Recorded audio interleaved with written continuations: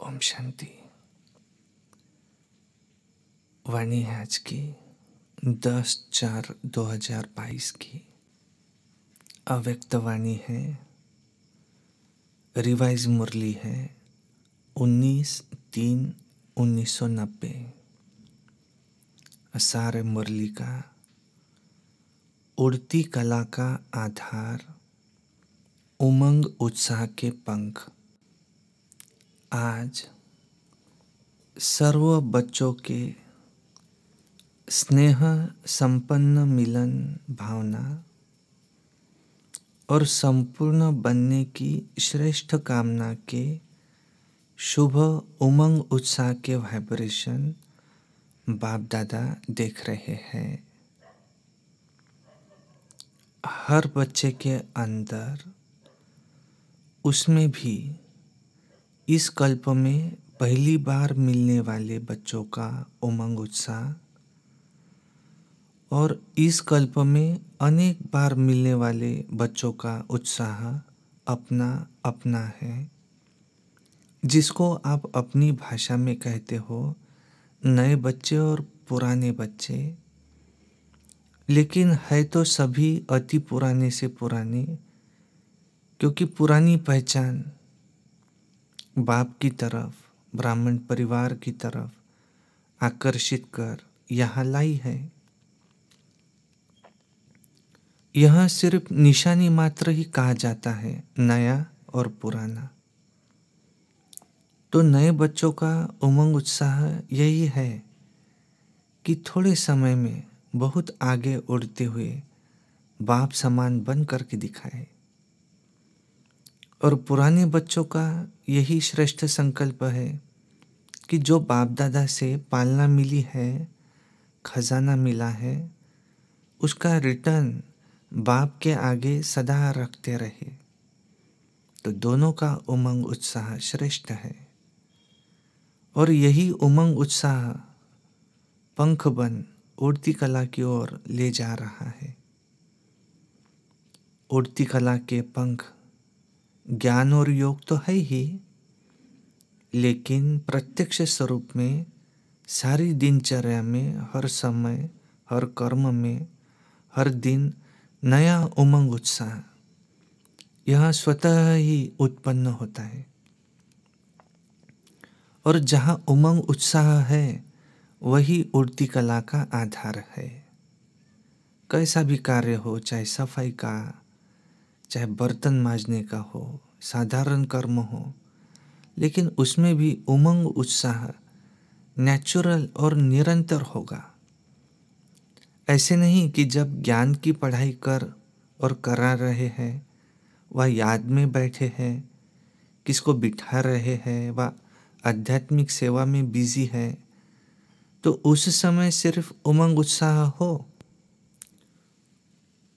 और साधारण कर्म हो तो स्थिति भी साधारण हो जाए, उमंग उत्साह भी साधारण हो जाए, तो यह उड़ती कला की निशानी नहीं है।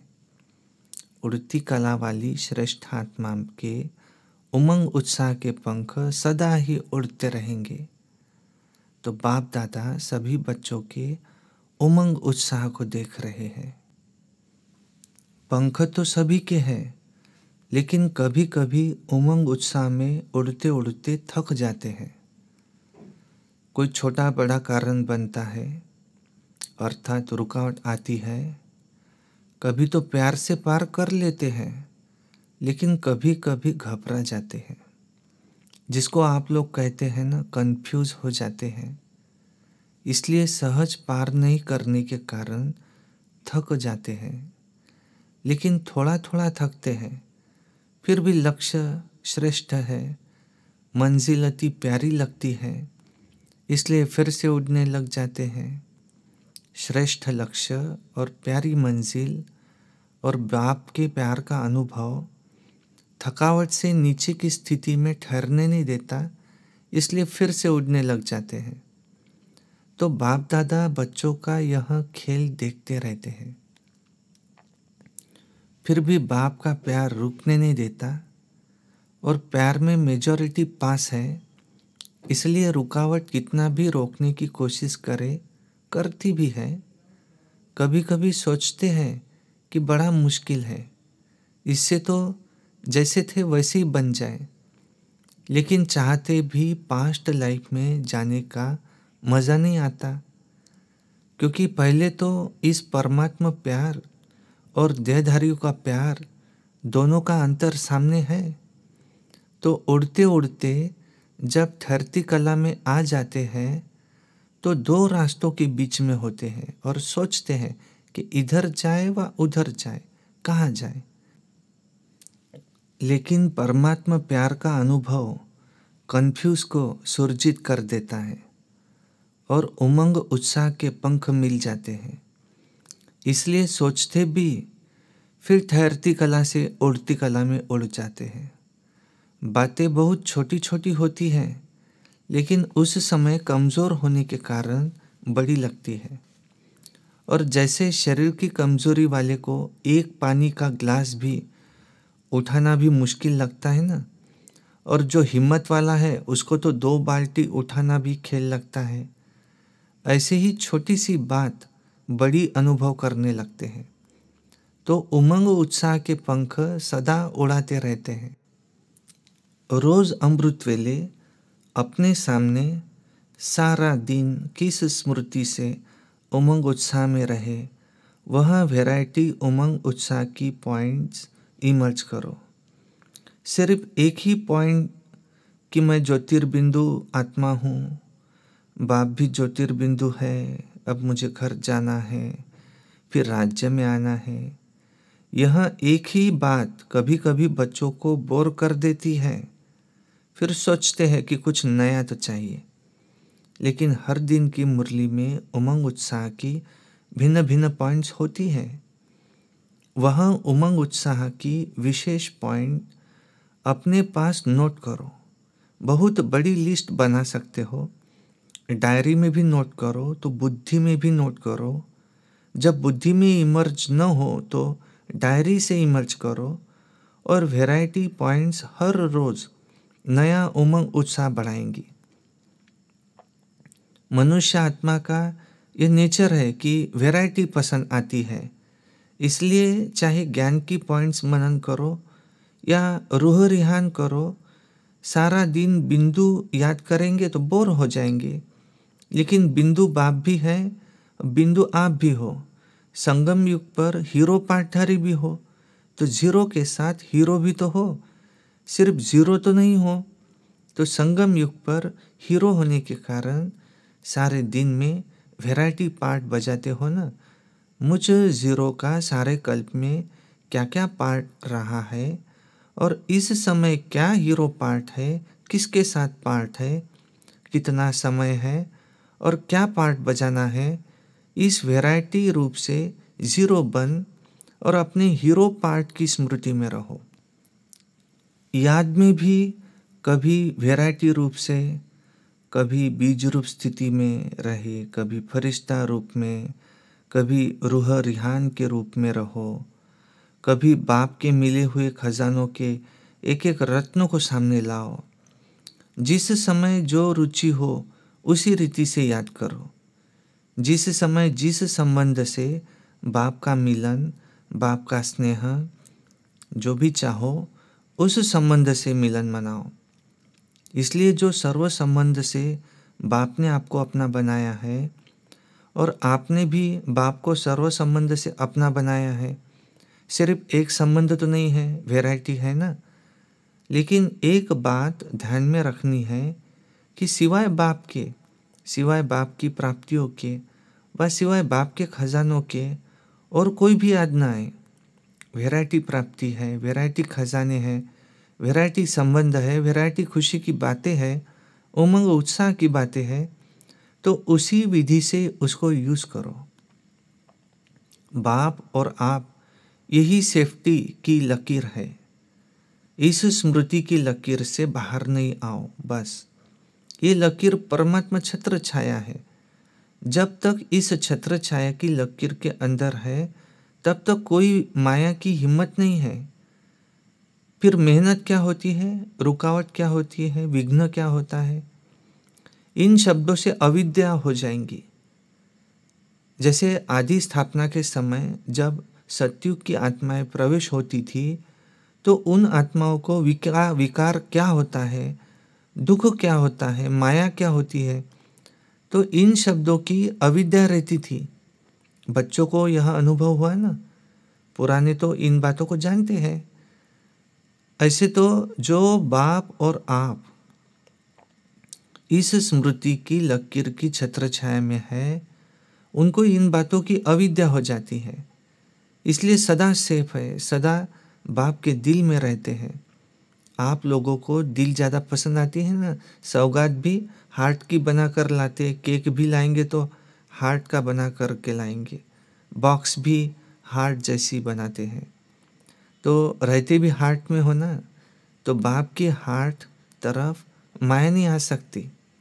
जैसे जंगल में भी अगर रोशनी कर देते हैं तो जंगल का राजा शेर भी आ नहीं सकता ना, भाग जाता है।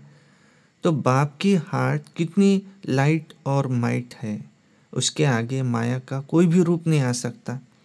तो मेहनत से सेफ हो गए ना, जन्म भी सहज हुआ, मेहनत लगी क्या जन्म लेने में, बाप का परिचय मिला, पहचाना, सेकंड में अनुभव किया कि बाप मेरा है, मैं बाप का हूँ। जन्म सहज हुआ ना, भटकना भी नहीं पड़ा। आपके देश रूपी घर में बाप ने बच्चों को निमित्त बना करके भेजा, ढूंढना व भटकना तो नहीं पड़ा। घर बैठे बाप मिला है ना। यह तो अभी प्यार से भारत में आते हो मिलने के लिए, लेकिन परिचय तो आपको वहाँ मिला, जन्म तो वहाँ मिला है ना। जन्म अति सहज हुआ तो पालना भी अति सहज है। सिर्फ अनुभव करो, और जाएंगे भी सहज ही। बाप के साथ साथ जाना है ना, या बीच में धर्मराजपुरी में रुकना है। सभी साथ चलने वाले हो ना, सभी का यही दृढ़ संकल्प है कि साथ है और साथ चलेंगे, और आगे भी ब्रह्मा बाप के साथ में ही राज्य में व पार्ट में आएंगे। पक्का संकल्प है ना। चलते चलते थक जाएंगे तो रुक जाएंगे, तो फिर क्या करेंगे, क्योंकि बाप तो उस समय रुकेंगे नहीं। अभी रुक रहे हैं, अभी समय दिया है, उस समय नहीं रुकेंगे। उस समय तो सेकंड में उड़ेंगे। अभी नए नए बच्चों के लिए लेट हुआ है, लेकिन टू लेट का बोर्ड अभी भी नहीं लगा है। अभी तो नई दुनिया आने वाली है, नए नए बच्चों के लिए रुकी हुई है। यह भी लास्ट सो फास्ट और फर्स्ट नंबर तक पहुंच जाए। सभी साथ जाने के लिए तैयार हो ना। जो इस कल्प में पहली बार आए हैं, बाप दादा उन्हें मुबारक देते हैं। छोटे छोटे बच्चों पर बड़ों का प्यार होता है, तो बाप का और बड़े भाई बहनों का आप लोगों से विशेष प्यार है। जो नए आए हैं लाडले हो गए ना, नए बच्चे लाडले हैं, चाहे नए हो चाहे पुराने हो, सभी के लिए फास्ट गति फर्स्ट आने की है। तो छत्र छाया में रहना, सदा दिल में रहना, यही सबसे सहज तीव्र गति है। अपने आप को कभी भी बोर नहीं करो, सदा अपने आप के लिए वैरायटी रूप से उमंग उत्साह इमर्ज करो। डबल विदेशी कभी कभी कोई कोई ये भी सोचते हैं कि हमारा कल्चर और इंडिया का कल्चर बहुत फ़र्क है। इंडियन कल्चर कभी पसंद आता है, कभी नहीं भी आता है, लेकिन यह तो न इंडियन कल्चर है न विदेश का कल्चर है, ये तो ब्राह्मण का कल्चर है। ब्रह्मा कुमार, ब्रह्मा कुमारी, ये तो नाम, ये तो सभी को पसंद है ना। ब्रह्मा बाप से भी बहुत प्यार है ना, और बीके जीवन से भी अति प्यार है। कभी कभी सफ़ेद कपड़ों के बजाय रंगीन कपड़े याद आते हैं, क्योंकि सफ़ेद कपड़े जल्दी मैले हो जाते हैं। दफ्तर में जाते हो व कहाँ भी जाते हो, तो ऐसे स्थानों पर जाते हो तो जो ड्रेस आप पहनते हो उसके लिए बाप दादा भले मना नहीं करते हैं, लेकिन उसी वृत्ति से नहीं पहनो कि हमारा फॉरेन कल्चर है, यही मेरी पर्सनैलिटी है। नहीं, इस रीति से नहीं पहनो।